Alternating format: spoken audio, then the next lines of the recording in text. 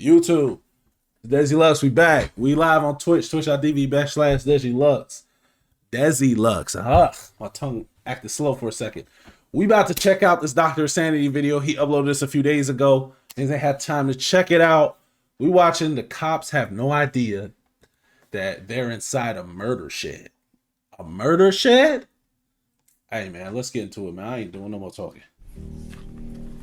I got to see. He was in a hurry, and because I guess it was raining, he wanted to get this undercover. So you weren't here when Dylan came down here? He's a friend of mine. Sure. You don't get rid of friends.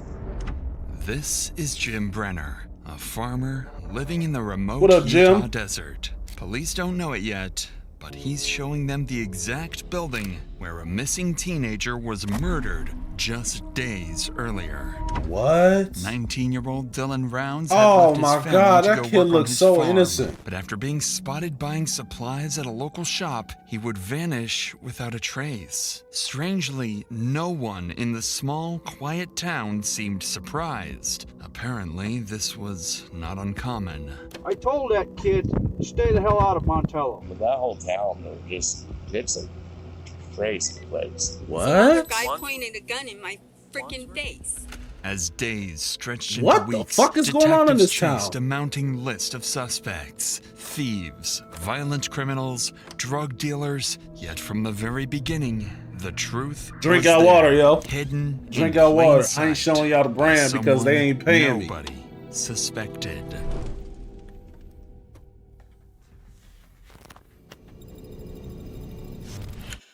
You think that big dude from the beginning is the killer? It all began on a quiet evening when police received calls from a concerned family member reporting their son, Dylan Rounds, missing from his farm in Utah. They hadn't heard from him in over 2 days, and when they went to his property to check, there was no sign of him anywhere. A deputy was dispatched to Dylan's farm to meet with his family, but on his way there, he was stopped by a neighbor of Dylan, claiming he might know what happened to him.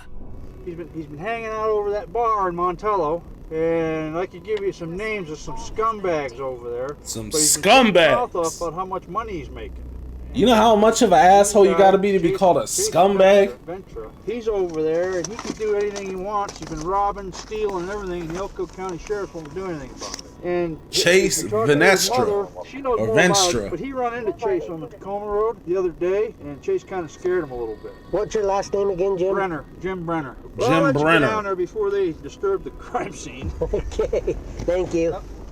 As the conversation ended, Jim Brenner's strange remark about a crime scene left the deputy curious, since no crime was yet confirmed.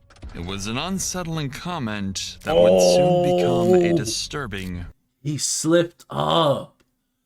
He said ain't nobody disturbed a crime scene, but niggas didn't even know about a crime scene yet he self-snitched.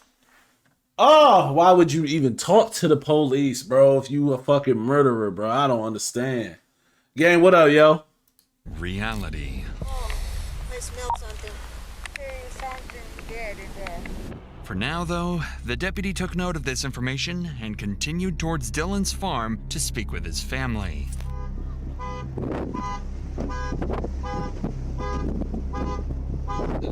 All guns. Yeah, I cut my nails so you can get off my ass now. He carries. He has a 40 that he I puts cut my in the nails. door, every side.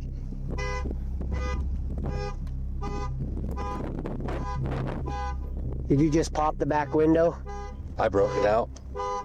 At first glance, Dylan's red Ford truck appeared oddly abandoned, bearing finally. signs of minor damage. But what concerned his father the most was that Dylan's guns had mysteriously vanished from the trailer. Guns, a detail plural? that was strange on its own. Wanting to learn more about Dylan, the deputy turned to speak with his mother. She had her own troubling information to share about Dylan's recent run-in with a local criminal. What does he farm for out here? Local criminal. What does he farm for? Grain or Yeah, grain. grain? Yeah. James stopped me when This you guys boy's were a around, farmer? stopped What the too. fuck? He said that you knew something about a run-in he had with a guy named Chase. Yeah, on Wednesday, but It's this they Chase told me dude that's again. normal, so I know a lot of the people that Oh, he shit, named I'm from not Montello are not finished. good people. I only know of them from what people say. Dylan's mother confirmed her son had, in fact, encountered Chase Venstra recently, the same person Dylan's neighbor had earlier described as a local thief and criminal. Oh, Given what the shit. deputy learned so far, it seemed like Dylan might have unknowingly placed himself in danger. At just 19, he purchased 640 acres of land with his grandfather for an estimated $200,000 to $300,000 and built a reputation for his ambitious dreams of running a huge farm. Man, the fuck? They got 200, 300K to just drop on some fucking land. 640 acres? God damn. In this economy? But according to his neighbor, Dylan's confidence may have made him a target, as he often frequented rough local bars and talked openly about his financial success. Oh, why would After you do rehashing this? some more details Why would with you do Dylan's this? Why parents, would you the do neighbor, this? Jim Brener, and his close friend, Donald Haitley, arrived to help. Both men knew Dylan well. Jim was living in a trailer near Dylan's farm and occasionally helped him with chores. And Donald was a longtime friend of the family and a supportive mentor to Dylan's farming ambitions. But unbeknownst to everyone at the time, both men knew something more about Dylan's disappearance. Something they weren't ready to share yet. See, this why I be saying, bro. These the type of niggas that you fucking, you doing some group activity or whatever, your fucking phone go missing. One of these niggas either took the shit or know where the shit is at, and they like gonna help you look. Like, hey gang, like, damn, where the fuck the phone at, bro? Hey bro, let's look for this shit, bro. Come on, man. Like, man, these whole ass niggas, bro. Lonnie, what's good? Last location was 15.4 miles from the boat line tower, which puts him on this back road. So would that hit him walking? Okay, that's I know my son, and that's the shortest route to his camp. If he walked, That road ends right out here. if he walked, he would have come. Hey, Shafandre. Across this field. But that's his closest cell phone, Pete. Not in town, it's out here. Off of that road. The back road into the compound. Oh, they was already tracking his phone. Yeah. What time was that? Does it tell you? And that was at 14:58. So right after So you dropped, just before 3 o'clock. right after you left. So he must have pulled in right behind you, dropped off the grain truck, and I'm telling you, I bet you he took off walking. How do you get to that road from? So we don't have to go all the way back to Lucerne Pond and over. No, I guess Perfect. okay. Following this lead, they shit. quickly headed to the shed area to investigate. That's when they discovered the first troubling sign of foul play. Dylan's boots were found stained with blood, discarded about 100 yards south of the shed. The deputy immediately secured the boots to send them off for DNA testing and called another deputy to help search the shed and the surrounding property. However, they had no way of knowing that the biggest clue they were looking for was submerged. But y'all be coming up with all these 20 fucking feet deep in a nicknames, pond bruh. nearby. There's just some boots out there they've only been out there for a day or two. You Bloody didn't see anybody boots. else around here? I left here about 1:30. Man, if you finna kill somebody, please don't kill nobody, YouTube. If you finna kill somebody, why the fuck you finna leave some boots with some blood on it? Huh? Are you trying to get caught and then you leave all that forensics evidence and shit? Boy, not me. Man, I'll murder you. I'm trying to make you disappear. Fuck all that. Hell no. Went over to Don's, and I was there until It's the about 9 amateurs. o'clock This is what I'm at saying, night. bro. Back that truck was here. It's just one thing after another. But he's a friend of mine. Sure. You don't get rid of friends. Those two boots out there, they're brand new. Like they've only been out there. They're the same color leather as your boots, and they're the same ones he wears. So we're just curious of why his boots would be out there. Same size he wears. They've only been out there probably for a day or two. He might have threw him out there. Yeah, maybe he did. Well, does he know that's a dump out Yeah. there? He does. He's got electronics and shit in He there. might have threw it Like, out there. Like I say, he was here. He might have threw his He had to boots been out here. there. What the fuck are you Truck talking here. about? Yeah. Huh, that would make sense. Based on Jim Brener's timeline, whatever happened to Dylan likely occurred between 1:30 p.m. Jim's story and 9 already o'clock like p.m., starting to sound the fishy. hours when Jim left the shed to visit his friend Donald Hately. Police quickly verified Brenner's timeline with his friend Donald, who confirms that they had dinner together during that time. With Dylan's exact movements still unclear, deputies requested a helicopter to scout the area from above, looking for any trace of Dylan. So who owns this right here? That's the guy that he's a partner with. This is where he dropped the grain truck off. Where's this grain truck? It's back into that silver building there. So the big Man, one. he got a porta potty. If you could, please. He got a whole shed. Nice high orbit. You can look at everything with a camera. He got a horse? Down, see if we see anything with her. After a full sweep of the surrounding area, no sign of Dylan or any indication of where he might have gone was found. Shit.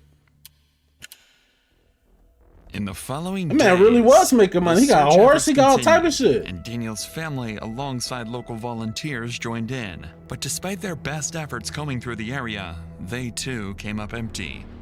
Attention soon turned to the local criminal Chase Venstra. Both Dylan's mother and his neighbor Jim mentioned a recent encounter between the two, making trying to find this Chase nigga one of Chase. the last people to see Dylan alive. Additionally, Chase already had a history of violent run-ins with the law, including a 10-hour armed standoff with police in 2016, and was well known in the area for all the wrong reasons. Luckily for police, Chase had well known. Now you hey, let me know if I'm this boy, y'all, especially in like this photo here. Oh yeah. You already know what time it is. I ain't even gotta say nothing. You already know what time it is. And this one here, boy, this a Red Dead Redemption character, man. Stop playing. That man dressed like a ghost, not on Halloween. In the area for all the wrong reasons. Luckily for police, Chase had an active warrant related to domestic violence. It was their perfect chance to bring him in for questioning. But when officers arrived at the house to arrest him, Chase was nowhere to be found, potentially already on the run from police. Officers quickly began searching the town, asking if anyone had seen Chase recently. Locals directed them to the Montello Cowboy Bar, a place known to be frequented by Chase. Following this lead, officers headed to check the bar, where they would soon learn that Dylan and Chase's encounter may have been more dangerous than anyone realized. Oh yeah, that goddamn it's mouse worth noting that Cthulhu. Incidents like these are not only traumatic Yeah, for that those directly involved, Texas but they can Walker often have Ranger. the same effects on you when you face difficult situations in your own life. I realized I simply wasn't equipped to manage what I was feeling on my own, and that there Yeah. Y'all shout out to BetterHelp, man. Therapy. With that said, let's get back to the officers at Montello Cowboy Bar, where a conversation with the locals was about to reveal how Dylan's encounter with Chase may have turned violent. We're trying to find a kid named Dylan Rounds. Oh, I know. We got locals out here looking for him, too. Oh, they went out that way because he was out to loose end. I was hearing Kurt say something about he had a conversation with that Chase kid. Yeah, that's who I'm looking for. Where do we find him? I'm kind of worried about it because if Dylan did walk back from where he left the grain truck and Chase got a hold of him vulnerable, you know what I mean? Mm-hmm. Walking back, something bad could have happened because there was a bad injury with a kid just out here that got his face smashed in by the butt of a gun. And the whole camper shell was all bashed in and stuff. Where do we find Chase? Is he from here? Does he live here? Yeah, he does. Well, this Chase nigga is like he's the top suspect right now. He was staying out here, and he was Where was he staying at? big thief in town, and so everybody was after him. And they finally told I him see to earlier get in the the chat, hell they out said of Chase town probably and did stay it. Came back 'cause he was just You might be right the whole The time. bar owner's recap only further implicated Chase Venstra, suggesting that a violent confrontation between Chase and Dylan Bro, that Dylan was kid more like likely looks than so ever. innocent, But bro. something else How you caught the gonna murk officer's that kid, attention bro? when one of the bar owners briefly mentioned another recent incident involving Chase. Sensing there might be more to this, the officer decided to pull her aside for a private conversation. At this point, police still considered Dylan's case a missing person, but what the bar owner detailed next would soon shift this case to one of potential homicide. Why was Chase and him having an issue, do you know? So Kurt told me, and I was overhearing part of the conversation, saying that Dylan was just driving down the road and Chase stopped him. And so, hey, got some water. He was like, hey, do you know Kurt? Da, da, da. And I guess they got in an altercation about that because Chase was like, Kurt's an asshole, da, da, da. And Dylan was like, no, he's not. You know, he's a good guy. I work for, do work for him, blah, blah, blah.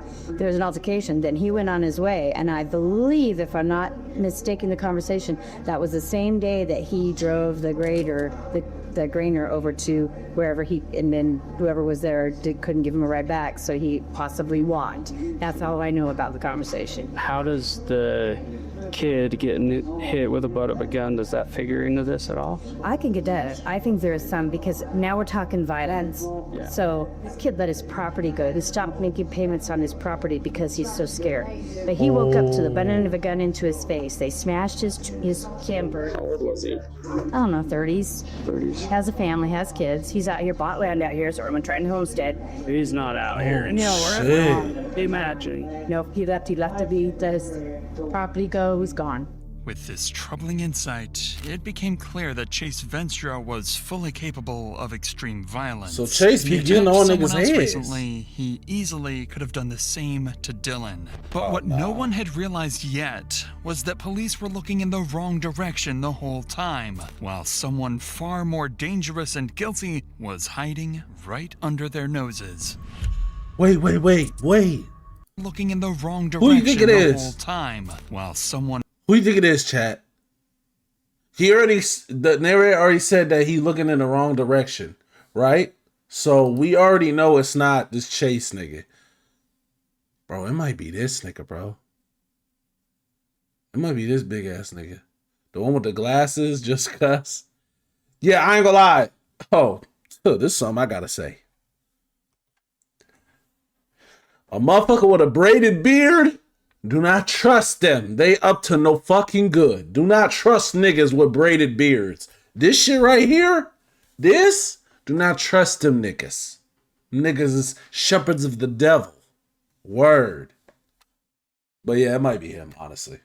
far more dangerous and guilty was hiding right under their noses. The next day, while the search for Chase continued, Dylan's family reached out to police. They were conducting their own investigation and wanted to share new information they'd uncovered. Information he looked like that old boy brother or suggested something. Chase may not have acted alone. So this is the family. Yes. Okay.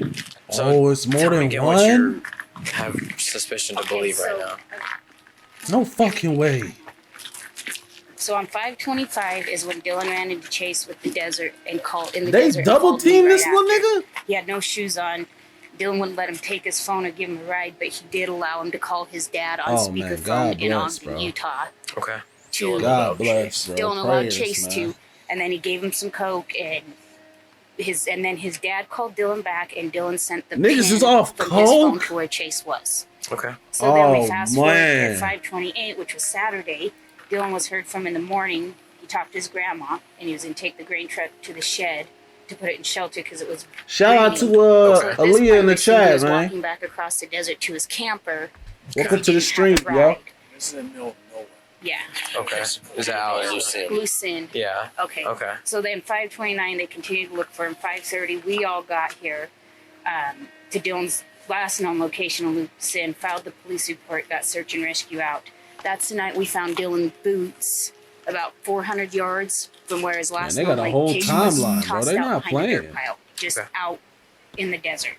So then today we kept searching, and that's when these guys got us the information, about 3 o'clock today? We know that this Robert guy took Chase out to the desert where Dylan is the day Dylan went missing. The man Dylan's mother mentioned would turn out to be Robert Aviles. He had an active arrest warrant and reportedly gave Chase Venstra a ride to Dylan's place on the day he disappeared. The family also suspected that Chase could be at Robert's house, so finding him became a priority in locating their prime suspect and hopefully Dylan himself. Officers quickly moved to track down Robert Aviles, and their first stop was Robert's residence, where they came into contact and he got a warrant with his mother. His mom? I don't know who that would be. Okay. I'm sorry, but I have no idea. Oh, you done got my dukes involved. A guy named Chase and Robert. Okay, I don't know. Chase might have an idea, but my son's been homesick, and he's been in bed all day. And he's been home all night. I don't know. I'm just wondering. So who's all in your house? Yeah, she moving like she knows. She definitely seemed like she lying. My son is in his trailer. And where's that at? In the backyard. In the backyard? Yeah. Well, we're just trying to find it. And no one came home with him. So. Nobody came home with him? No. Okay. Is Chase here? No. I don't let Chase on my property after I found him inside my home when I wasn't home. We were told that there's possibly a kidnapping. Missing kid. Oh, being here. Yeah, no. You can feel free to look around. Hostage situation? Like he's not being. No. See, that's why we're here, ma'am. I'm not about a card. Look around if you want to. But there's no one here but my son, and he's sleeping. After speaking with Robert's mother, officers conducted a thorough search of the property, but found no sign of Dylan or Chase. But they soon located Robert inside his trailer, and he was quickly arrested and transported to the police station for his ass was questioning. grass. When detectives placed Robert in the interrogation room, they expected resistance Is he lies, blonding his hair? Robert didn't hold back. So you said that Chase had taken guns from somebody. Did he admit to you, like, where he got his guns? No, this is what I thought he got arrested for the first time. He got the snitching What he was in jail immediately. for when I came back. Oh, I he asked wasn't Chase paid. that. I was like, hey, man, I heard you got arrested. He's like, nah, that's just all Montello gossip, blah, blah, blah, blah, blah, right? So I'm kind of weary after giving him a ride. I tried to show one of my mom's friends, been out there in the community for a long time. He gave me his scenario. He thinks Chase did it too, okay? Now, I don't know the time frames because I'm not good with time like I told you guys. I did the best I could by contacting the store lady and asking her what day I gave Chase a ride. You know, because I didn't even know what day I gave Chase a ride. I didn't even know what day the kid came up missing. I didn't even know there was a kid missing until... Bro, look at this kid, bro. Police came knocking on our door. That's so fucked up, gang. You know what I mean? And that's the Every thing. time I see his face, it's Although just like, Robert fuck, admitted bro. giving Chase Venstra a ride, he couldn't provide any clear information on Chase's current whereabouts and maintained his innocence throughout the rest of his interview. However, Robert made one thing clear. He believed Chase was involved and might have even killed Dylan. Dude, they gotta find this Chase nigga, bro.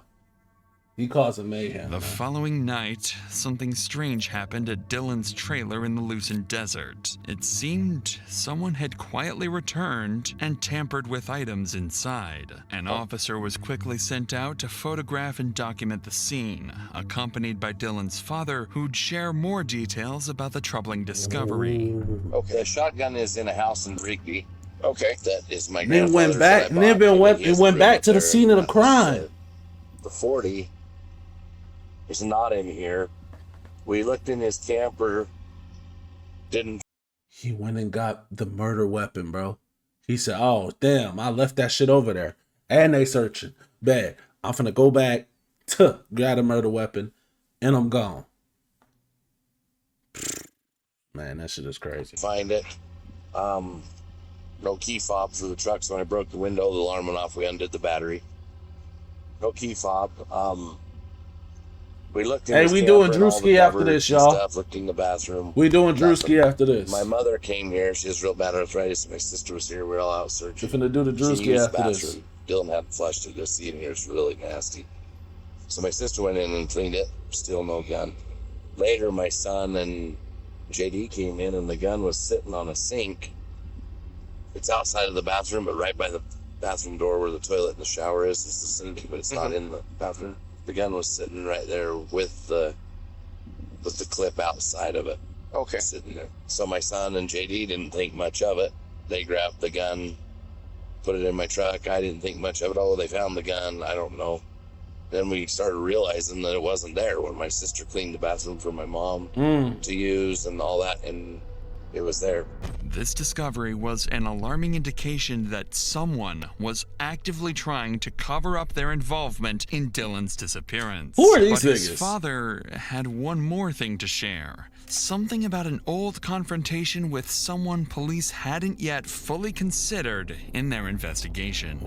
What was Chase's ties to out here? I don't know about Chase. Okay. Hardly any. But the whole town knows him. But that whole town, it's a crazy place. They're just all like, they're all nutty for one thing. Mm-hmm. The only people that I know of that really were in contact with Dylan is I hear the Chase guy, I didn't know it. But Don and Jim. Jim was the guy the place you guys were. This Jim dude. Jim came out here and helped. Jim came to Rigby, where I live. I live in Rigby and Idaho Falls area. Dylan bought like 800 pigs or something from the Midwest when the pandemic hit, whatever, the corona. They brought them to my farm last pissed, and Jim was there, and I unleashed on him, told him to get the hell out of here. He called Dylan and told me he's going to blow my head off. Dylan called me, he got all mad. So when I found out he was going to blow my head off, I had to go see, and he's walking down the lane of the farm with a big old pistol, and my dad calmed him down and calmed me down. What Then the he came back fuck? this winter to my shop to work on that seed truck. Fine, everything was fine, and I realized it's Dylan's friend. I'm not going to worry about this, you know what I mean? I got to bend ties with myself. According to Dylan's father, there were no further escalations after He said he his was gonna blow his confrontation head with Jim off. Brener at the time. At this point, no one had any real reason to suspect Jim Brener or Donald Hately. After all, they'd been actively helping the family, joining search and rescue efforts, and fully cooperating with police. However, the confrontation described by Dylan's father was serious enough for the officer to take note of it. After leaving the scene, he passed this information to detectives, prompting a deeper look into Jim Brener's past, and what detectives uncovered wasn't entirely unexpected. What he did. A criminal past including convictions for aggravated assaults and multiple weapons charges, as well as a shit. pre-existing federal active warrant for being a restricted person in possession of a firearm. Brenner's violent Attempted history murder? and his close proximity to I Dylan's knew it farm was this were nigga. enough for detectives to flag him as a person of interest, alongside their primary suspect, Chase Venstra. What about the Donald nigga? I don't trust him either. Braided beard son of a The bitch. following day, officers moved quickly to serve Brenner's arrest warrant and bring him in for questioning. That They braided soon beard spotted him motherfucker ain't casually slick. heading back towards the grain shed with his close friend Donald Hately. What could I do for you guys? Well, we just had a couple things we wanted to talk to you about. We're still trying to figure stuff out, you know, and just have you guys heard or seen anything these days? Anything new? This trash over here. I know names. I know people. I know nobody seems to want to listen to me. He look related to Chase, you saying? They're the ones coming over stealing shit. Are they? Yeah. Chase Venstra and Robert Aviles are the one that robbed Michael Moore up here. But everybody keeps saying, that's we need to find Dylan. You need to kick freaking rat's nuts over there open, and people are going to start talking. That's the only way you're going to find out about Dylan. The other one who has a There's record? a warrant for your arrest. I'm going to let you know about it right now. From Maryland? Or so Oh, you talking about the Robert dude? Take you to jail with it. Oh, God damn it. So what I want you to do, I know before you talk, you place your hands on your head for me. Interlock your fingers, okay? Jim pointing fingers at Robert and Chase was understandable, given witness statements and allegations. But Jim's own criminal past and proximity to Dylan made him equally suspicious. Wait, is that Detectives him? transported him to the What you police talking station, about? You talking about planning to him? use the Man, I unrelated think you warrant confused. charges as an opportunity to This is question Jim, him yeah, the further one who was about just Dylan. talking. Though they didn't expect much new information from Jim, this routine questioning was about to lead to an unexpected breakthrough.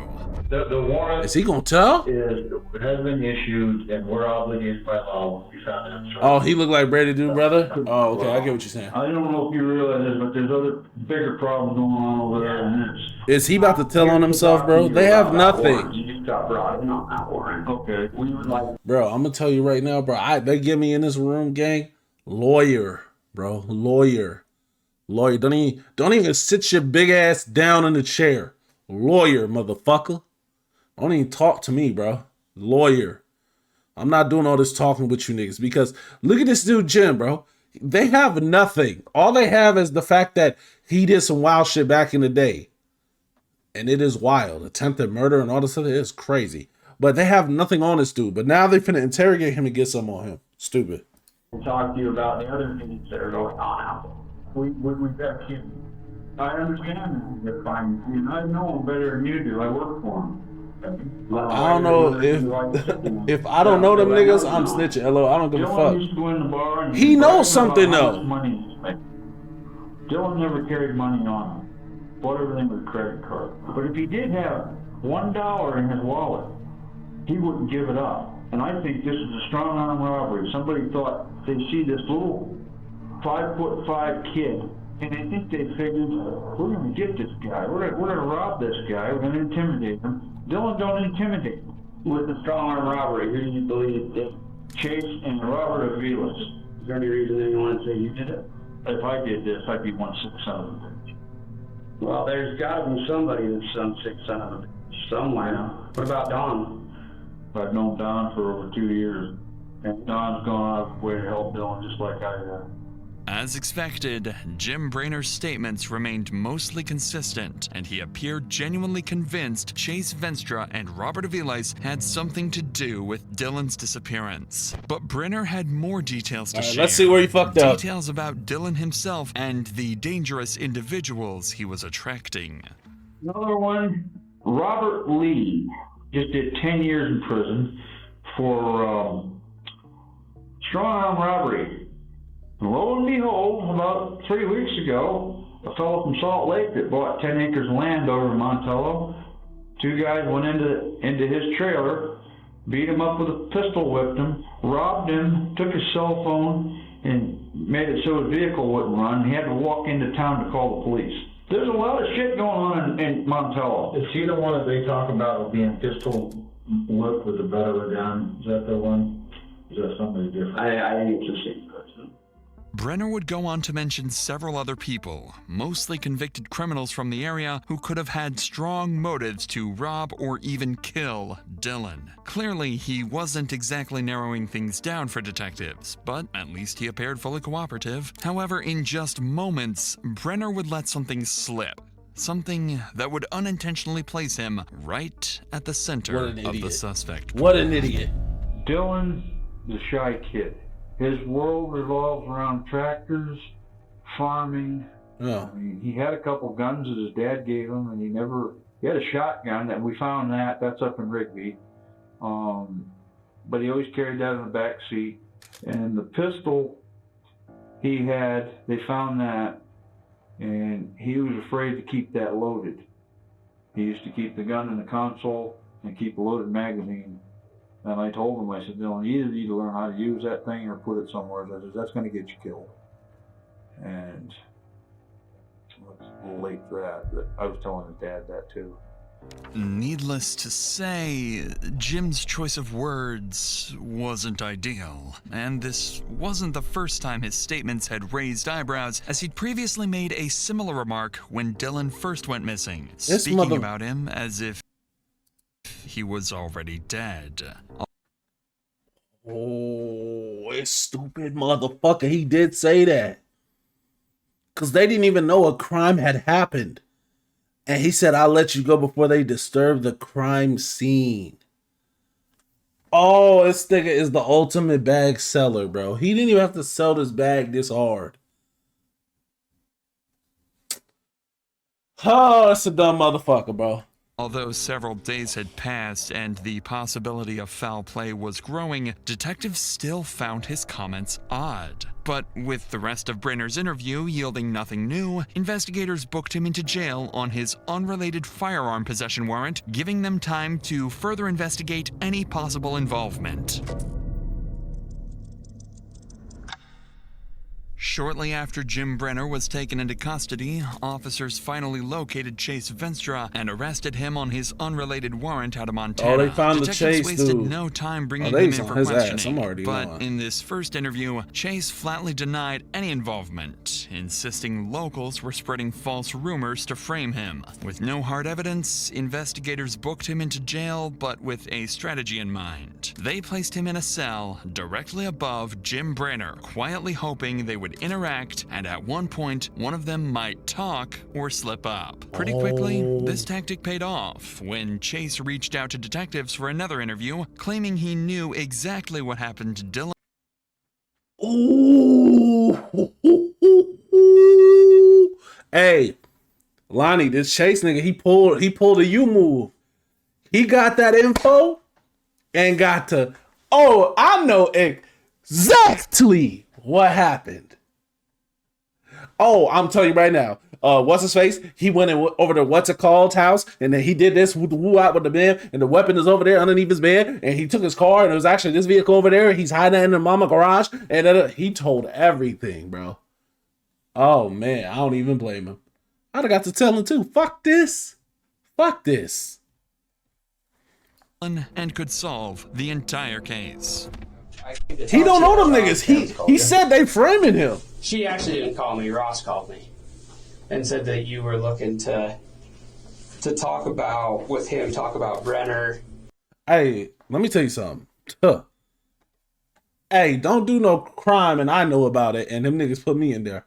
I'm not doing a day for no nigga. Nah, B. I'm not doing a day. Fuck all that, bro. Hell no. Now, if this is some shit I'm involved in, I got an active part in, that's one thing. Nigga, it's some shit I'm not even a part of, and you think I'm finna go to jail for your motherfucking ass? Fuck no. No, sir. It's no way. See what? See what? Was it Brener and just a case, basically, right? Yeah, they put me in there. I'm in the cell above Brener. Okay. I've gotten to talk to him. I've talked to other cellmates. I know a lot. Okay. I know a lot. I can put this thing to bed for you. Well, I mean, honestly, to be straightforward with you, I can't do anything about the charges. Me myself, right? They got to be federal, right? No, they're state. Oh, I didn't even know that there were any. So I want them charges dropped. I'll solve this case for you. All right. I'm not able to do it, so I just came to talk to you to see if you had something you wanted to tell me. I've got everything to tell you, but when I'm out of these chains and in my clothes, well, and that's what I'm saying. I can't make that kind of deal with you, so it's fine if you don't want to. That's what I want. That's fine. I just want to be left alone. I want, like, we got an ultrasound on my new baby tomorrow. I want to go be there with her. This is her first baby. I'm applying for a job with the state out there. I hope you get it. I'm done with this thing. I've been dragged through the mud with this thing with Dylan. I know how it happened, where it happened, when. I know what was used, where it's at. Okay. He did that much talking in them cells? You talking about, I hope you get it. Yeah, he's still out.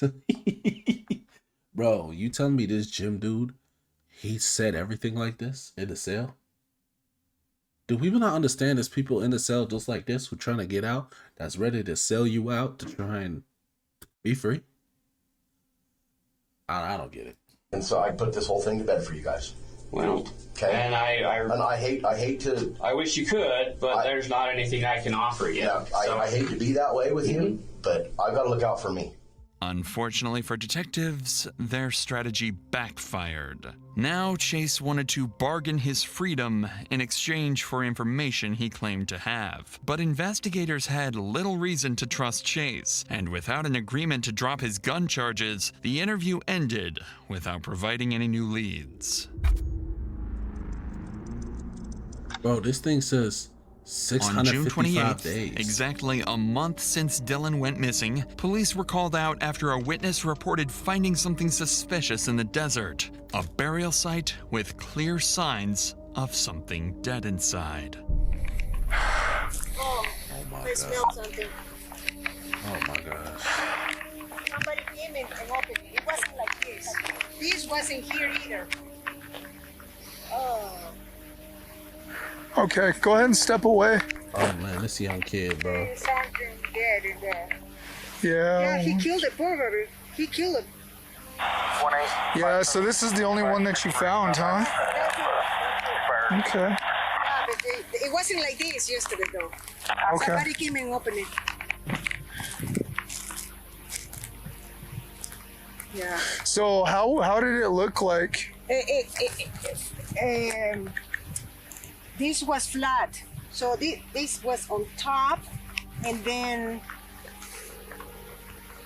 there was another wood. Hey man. It's sad every time they show his picture. There bro, is a He was young, bro. He was like 16 or whatever. There appears to be maybe 2 dogs. Maybe 2 or 3 dogs. Dogs? Yeah, that's not a human. You're killing dogs? Yeah, 2 or 3 dogs inside. It looks like it's been here for some time. Oh, you going to But the person, the RP is telling me that it didn't look like this yesterday. That somebody had come over and opened it up for some reason. I do have some footprints around this too. The burial site contained it's dead under the dogs prison. buried beneath. Oh Not my exactly what police were expecting, though it meant there still might. Oh my goodness, bro. Bro, do you know what that means, bro? They buried this dude with the dogs. And like once they felt the heat coming, they went and took him out. This is insane. Might be hope for Dylan. Just as the investigation began to settle back into a frustrating standstill, police received a call from someone they knew well. Jim Brener's close friend, Donald Hately. The braided beard. He'd been around since the early days of the search, helping the family and cooperating with officers, but now, weeks into the investigation, he wanted to speak with investigators claiming he had important information to share, something he'd kept hidden ever since Dylan vanished. Oh yeah, lock him up. Yeah, lock him up. You telling me you knew this the whole time and you didn't even say nothing? You knew this the whole time since this kid has been disappeared. You ain't say nothing? Lock him up too. You just as bad. I told you don't trust them people with them braided beards. I told y'all. Detectives immediately arranged to meet with Donald, where they would finally uncover one of the first truly damning clues in the case. Oh, I'll tell you something. Okay. I really don't think it has anything to do with anything. You guys found ammunition and stuff with Jim's. Yeah. And using white powder and fits in the stick. Yeah. But he figured that would be a reason to poke you or so to speak or say whatever. So he brought his black powder rifles over black powder. Okay. Thank you. I appreciate that. Where are those? I put one behind my bed, my bedroom, and the other one's laid up in the corner next to the table on the couch. He has the murder weapon just chilling in the crib. After Dylan. Oh yeah, definitely after. Bro, listen to me. Listen to IQ play. He gave him the guns. He was gonna try to frame this man as if he was the killer. Crazy, bro.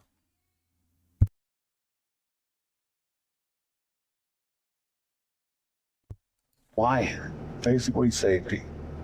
Mental. Last time, they had him in holding for over a year, and when he got out, everything he had was gone. Everything. I can't ask you what's going through Jim's head at that time, but what's going through yours when he brings you his rifles and a 6-gun? Honestly, it looked like he was scared that, he was going to be detained for 6 months or a year and lose everything he had. He said no, but he had no idea what happened to his horses last time. Okay. All his gun, everything he owned disappeared. So why do you think he's going to get detained, or why does he think he's going to get detained for 6 months? Just because he's a felon and he could be held. Yeah. So he knows he's a felon, he knows he shouldn't have them, and so he... Well, I don't know. According to him, a black powder primitive weapon is not considered a firearm. Now, if he'd brought me a firearm, I'd have said no. Okay. So sometime after, Dylan, do you remember how long after? I mean, it's only been 3 weeks now. Oh, it seems like forever. I wish that kid had just come walking down the road starting to kick his butt. I wish too. But the longer this goes, the less likely that looks. Yeah.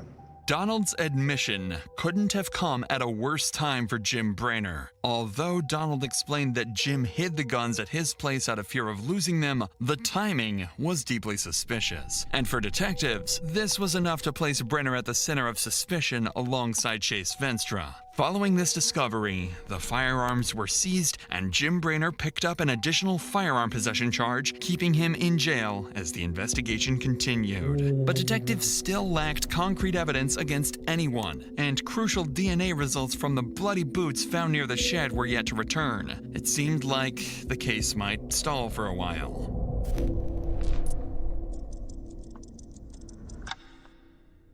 Over a year would pass, with detectives quietly making progress, including crucial DNA results, but still no sign of Dylan himself, and no one held responsible. That is, until December 2023, when investigators got a call that would change everything. Jim Brener's cellmate, who'd spent months locked up alongside him, claimed to know exactly what had happened to Dylan. Detectives quickly arranged... Bro, Jim telling everybody in that jail, bro. Everybody. That is crazy. An interview expecting another bargaining scenario similar to Chase Venstra's. But what the cellmate would reveal instead was a chilling murder confession. Mr. Brock, how are you doing, sir? Good, thank you. So they had said that you wanted us to come back, that you had more information? Yeah. Or did you have information before that you just didn't give us all of it? No, I didn't really have a whole lot of information then. Okay. I got plenty of information now. I got information that would probably help maybe even keep him cutting the deal that he wants to cut the deal with. Okay. On his right hand, nobody has noticed, he's got a bite mark. Really? He's got a bite from Dylan rounds. The 22 is what killed Dylan. Two shots. 22? Yeah, the 22. Did he tell you that? Yeah. The story tell you that? Like 3 days ago. Go through that. He said it was like 6 o'clock in the morning. He was in there taking shit, and then he heard a diesel truck drive by the place he was staying in. And when he got out there, he had his 45, a gun that he put in a fold-over holster. Mm-hmm. And Dylan had picked it up off the sawhorses that he'd thrown his stuff all around, moved it up so he could put the truck in the. So this is into the shed, okay. Yeah. And Dylan was holding the 45, and he said he got really pissed off at him and started yelling at him and telling him get the fuck out of there. And Dylan took the gun and fired it right beside his ear. That's why he can't hear out of his right side ear. Okay. He said he grabbed for the gun and was fighting for it. He said they ended up on the ground, and Dylan ended up shooting himself in the leg with the 45. And then he said that while they were fighting, the gun got fired like 2 or 3 times. He said there's a bullet hole in the side of the building out there you can see. Uh-huh. He said when you guys was out there talking to him and standing in the shed or something, standing out there, he said he was sitting there looking at it. Mm-hmm. And then he showed me a scar on his thumb too, where he had stuck his hand in the gun that was trying to keep Dylan from firing it again, but he was clicking it, and his whole right hand was damaged at one time. Okay. But the bite mark is evident, very seeable, and the body is somewhere right there close by. He said he's seen tire marks over it where you guys have been driving. Somebody's been driving on it. Did he give you any indication of where? There's a lot of country out there. Yeah. I'm gonna be honest. The other dude was trying to bargain his freedom with this. This dude just telling. He don't even care. This don't even involve him. He just a cellmate. He telling everything. It's crazy. He said it's in the high desert. Did he say that it was Close to where he killed him? Yeah, it's close. It's close somewhere there. Where he killed him? He gave like a 25-mile circumference. Oh, so probably ways. Yeah. Okay, so he heard Dylan drive by in his truck. Dylan had backed the truck into the grain shed. No, he said the truck was still parked out. So it wasn't backed in yet. Yeah, no, it wasn't backed in, and that's when they had the fight. They had the fight going on in there. He said that the round on the gun got turned. He said he heard it turn. Like it was a revolver? Yeah, it was a revolver. He said he got to the chance where Dylan had let quit biting him on his wrist. He had latched onto him, and he said he got up and he took off out, and that's when he got to 22. Dylan told him to bring his ass back in there, or he was going to shoot the horse. The horse was standing outside. Into the grain shed? Yeah. Talking about? Okay. The horse was standing out there eating grain out of the back of the truck. And then, from what you're saying, did he run back to the trailer and get the 22? He said it was behind the bags, some grain bags. He said he took 3 shots at him, and they're all headshots. He said one of them grazed Dylan on the side of the face. He pointed just like this to the side of his face, so it could have been red. I couldn't tell you if it was right side or left side. But then he said 2 more shots and shot Dylan in the head. And that killed him? Yeah. And then what did he do? Then he said he burned all of his clothes. He said after he took care of everything, he burned all the clothes. The revelations from Brener's cellmate were chilling, to say the least. According to him, the argument that ended Dylan's life stemmed from Brener being irritated with Dylan for repeatedly using the shed he considered his own workspace. After killing Dylan, Brener attempted to cover up his crime by loading Dylan's body onto a backhoe, burying him deep in a remote stretch of the desert nearby. He then concealed the guns at Donald Hately's place and discarded Dylan's phone in a nearby pond, unaware it had recorded a damning, irrefutable proof of his crime. In addition to this confession, detectives turned back to the bloody boot DNA evidence they received a few months earlier. The state lab report confirms the blood belonged to Dylan, but they also found touch DNA matching Jim Brener on the boots. Got him. Using this evidence, investigators then secured a search warrant for Brener's phone, and by analyzing its data, they confirmed his device had traveled toward a nearby pond the day Dylan vanished. After searching the pond, they retrieved Dylan's phone containing crucial evidence. A video clearly showing Jim Brener in a blood-stained shirt cleaning a gun. At this point, there was no longer any doubt. Jim Brener killed Dylan Rounds and had been hiding in plain sight all along. Crazy. Despite the overwhelming evidence, Brener still sought to negotiate. Prosecutors were preparing for an aggravated murder trial, but still lacked Dylan's body, so Brener offered prosecutors a deal. He would reveal the location of Dylan's body in exchange for reduced charges.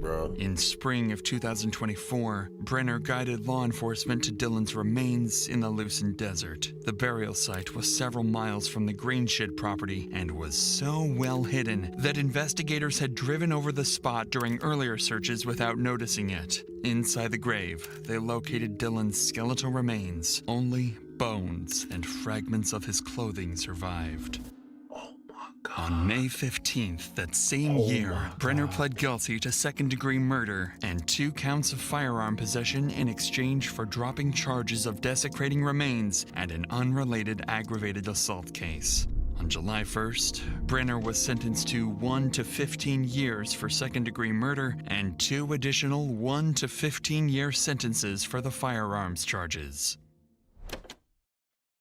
Oh man, W video, he gonna die in there. He's old as hell anyway.